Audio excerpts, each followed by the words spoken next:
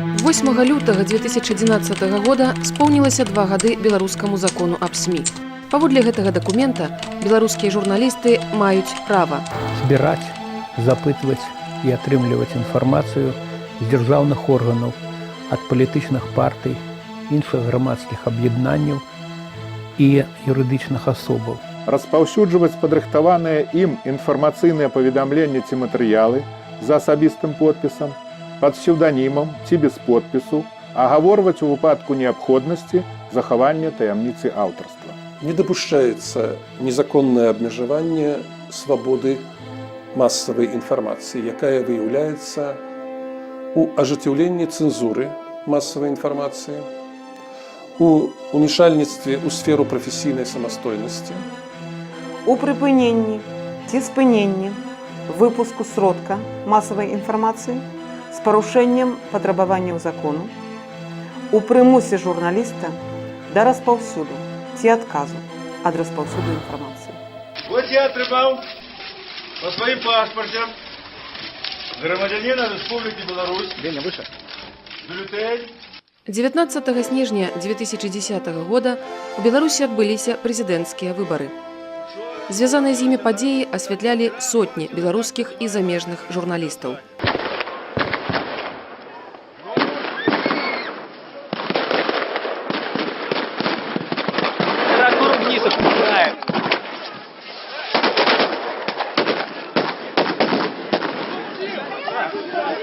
Часть людей, это в основном журналисты, которые были перед автомобилем, они оказались вот в этом месте, возле этой стены, и лежали вот здесь вот на снегу. У меня как раз в руках был телефон, я была в зимней шапке такой большой, и я набрала своему шефу, набрала его номер сразу же и заложила трубку под шапку, волосы опустила и начала передавать, что происходит. Потому что в это время я боковым зрением повернулась и видела, как просто избивают людей. Те, кто пытается подняться, их все равно бьют и бросают на землю. Когда я лежал уже у снезе, человек, который был сверху, просто попросил меня, чтобы я отдал ему фотоаппарат.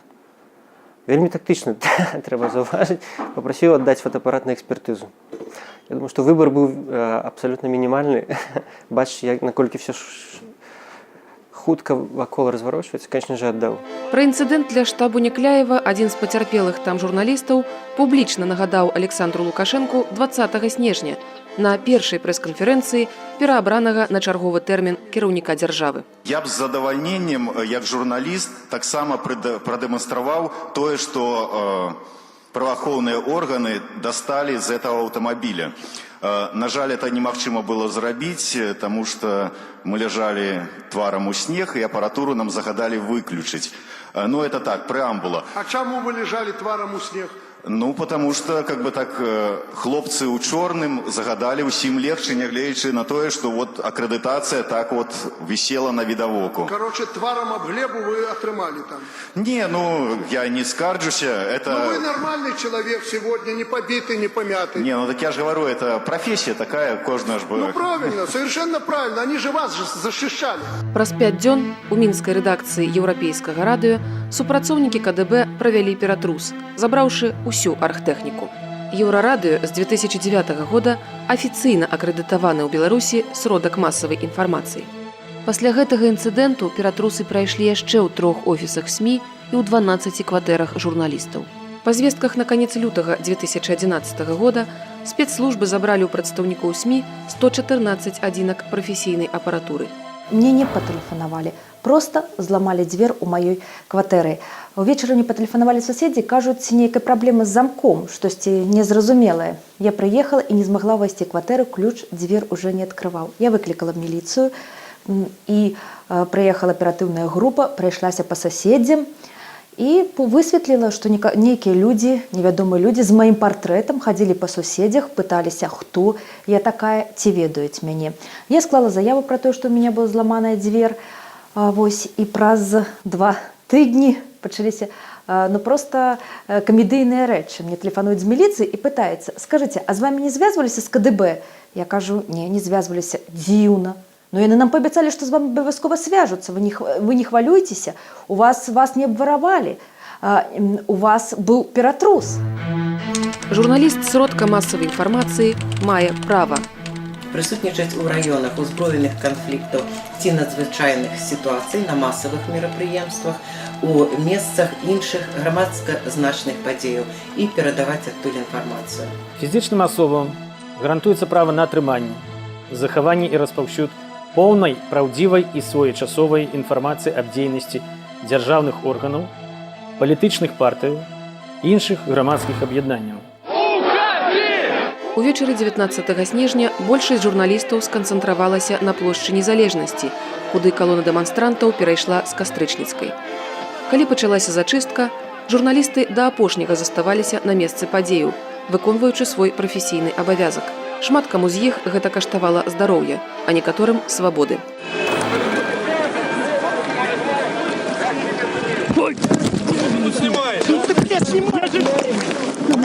Я же журналист, думаю, что, не надо, у меня же, блин, что вы делаете? Отдайте экран.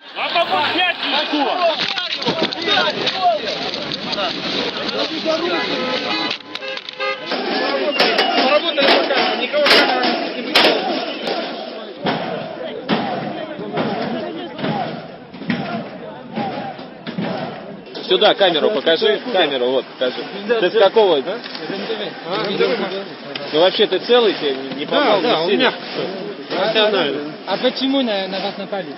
Вижу, потому что я снимал. Я прийняв позу, яку треба було прийняти. Я взяв свою акредитацію, на якій написано «преса», і криху присел, закривши голову руками. І гэта мне дазволіла пазбегнуць моцных удараў по галаве, аднак некалькі шэрагаў АМАПу і спецназу прайшліся па маіх руках, у меня засталіся сінякі, і па маёй спіне. Некалькі удараў прыйшлося на галаву, але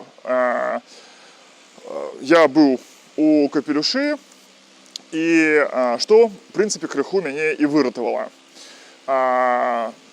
Гэта былі, конечно, непрыемныя ўражанні, аднак вот гэтая моя дапамога, гэтая моя адукацыя дапамагла мне выратавацца, бо вакол мяне былі просто акрываўленыя людзі. 2 или 3 командира в черном стоят, просто за шкирки взяли и говорят, иди отсюда. Я говорю, ну, ребята, там, что вы делаете? Ну, все, я там пойду. В ответ я услышал, кого-то тут ребятами назвал. Меня по лицу ударили, сбили меня с ног и начали ногами бить. Я как бы отползком от Ленина, тут я был в таком шоке. Я хочу задать совершенно простой человеческий вопрос. Пожалуйста. Вот вам не стыдно? Вы не хотите извиниться?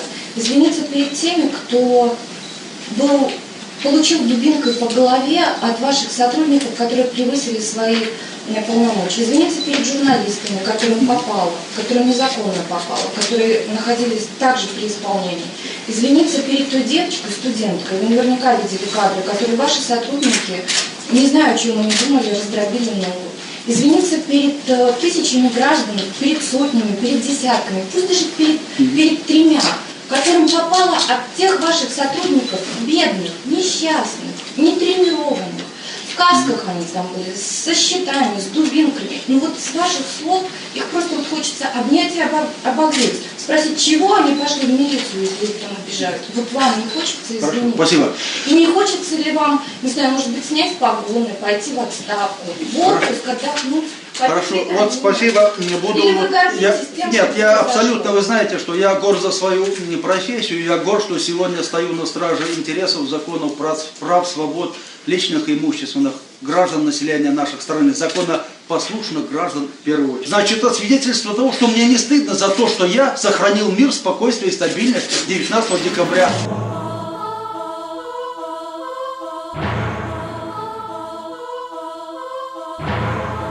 У звязку з падзеямі 19-20 снежня былі затрыманыя як мінімум 27 прадстаўнікоў прэсы і сябраў Беларускай асацыяцыі журналістаў. Як мінімум 21 журналіст сутыкнуўся з фізічным гвалтам з боку сілавых структур.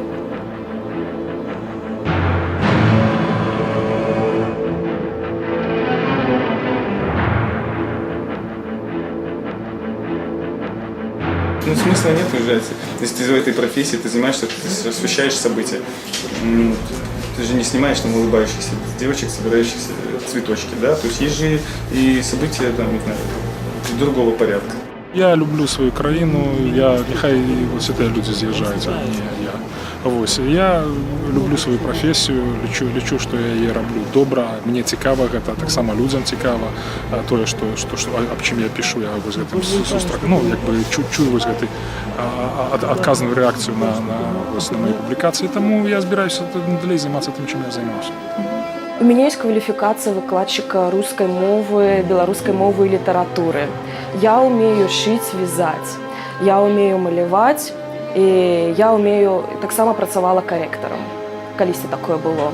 Але гэта мне ўсё падабаецца. Але я не буду гэтым займацца, таму што гэта мне не приносіць столькі асалоды і столькі радасці, як журналістыка. Свобода слова – твоя свобода. Твоя свобода.